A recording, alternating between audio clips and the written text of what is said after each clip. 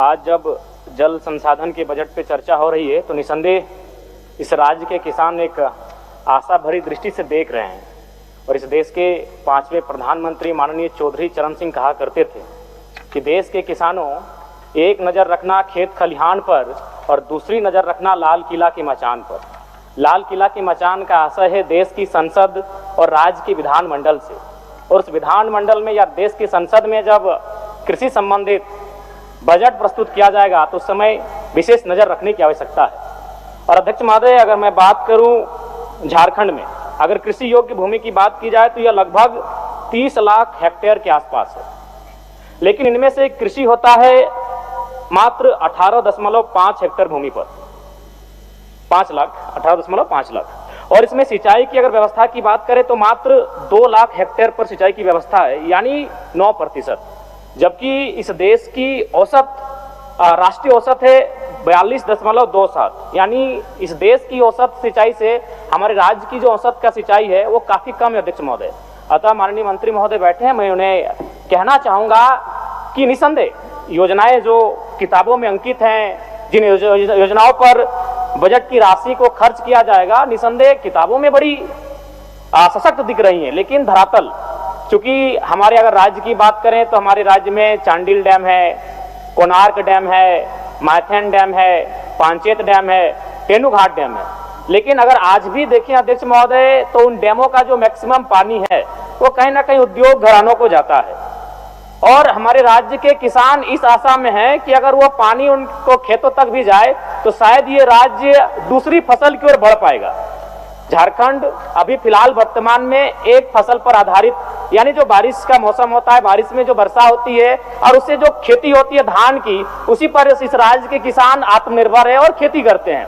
अगर इस राज्य के किसानों के पास 2 फसल, यानी अगर हम नहरों के माध्यम से, सिंचाई के माध्यम से, डैमों का पानी अगर उन तक जाएगा तो संभवतः यह राज्य दूसरी फसल की ओर देखेगा, और जो बेरोजगारी की समस्या है, पलायन की समस्या है, कहीं ना कहीं कुछ प्रतिशत उसमें हम अंतर कर सकते हैं और इसे नियंत्रण में ला सकते हैं।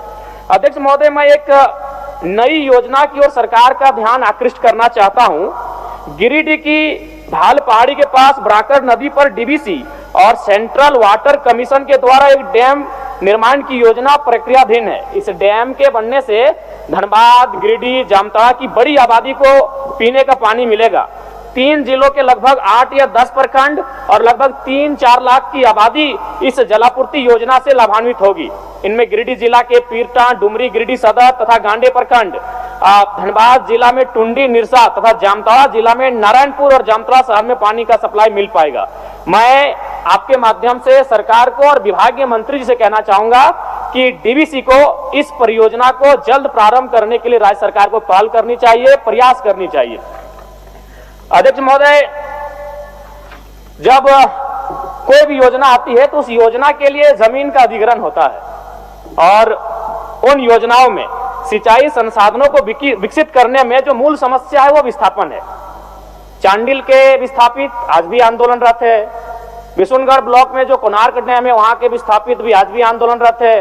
धनबाद से आता हूं, अरूप भैया भी बैठे हैं, माइथन और पंचायत के जो विस्थापित हैं वो भी आज भी आंदोलनरत हैं। तो हमें लगता है कि उन विस्थापितों की समस्या का समाधान करने की दिशा में भी सरकार को पहल करनी चाहिए, जिन विस्थापितों की जमीन पर बहुउद्देशीय डैमों का निर्माण किया गया है। और एक महत्वपूर्ण बात अध्यक्ष महोदय, जितने भी डैम है जिनके माध्यम से हम लोग सिंचाई के लिए तैयार कर रहे हैं, वो डैम इस राज्य के बनने से पूर्व के हैं। झारखंड राज्य बनने के बाद इस राज्य में एक भी नए डैम का निर्माण नहीं किया गया है। अतः मैं सरकार को संज्ञान देना चाहूंगा, चूंकि कृषि को उन्नत बनाए बिना इस राज्य के उन्नत की कल्पना नहीं कर सकते हैं। अतः हमें इस राज्य को नए डैमों के निर्माण की ओर बढ़ना चाहिए, और वो डैमों का पानी ज्यादा से ज्यादा कृषि के लिए इस्तेमाल में आ सके। मैं ये आपके माध्यम से सरकार को और विभागीय मंत्री को ध्यान आकृष्ट करना चाहता हूँ। और सबसे महत्वपूर्ण बात है अध्यक्ष महोदय, 30 सेकंड दे दिया जाए, 30 सेकंड खत्म कर लेंगे। चलिए बोल लीजिए। सबसे महत्वपूर्ण है कि कोई भी योजना मंत्री महोदय का नेतृत्व है, लेकिन अगर नियत नहीं रहेगी तो किसी भी योजना को हम लोग तैयार नहीं कर पाएंगे। उसका उदाहरण है 1977 में 129 करोड़ रुपए की लागत से शुरू हुई स्वर्ण रेखा बहुउद्देशीय परियोजना अब 15,000 करोड़ रुपए में पूरी होगी। 1982 में 26 करोड़, मात्र 26 करोड़ से शुरू हुई पुनासी जलाशय परियोजना 37 वर्षों के सफर के बाद 800 करोड़ रुपए तक पहुंच गई है। 1985 में 25 करोड़ रुपए की लागत से शुरू किया गया कार्य आज 125 करोड़ से अधिक तक पहुंच गया है। इसलिए मेरा कहना है अध्यक्ष महोदय, समय अवधि में निर्माण कार्य और योजना की जो प्रक्रिया है उसका निष्पादन हो। धन्यवाद अध्यक्ष महोदय।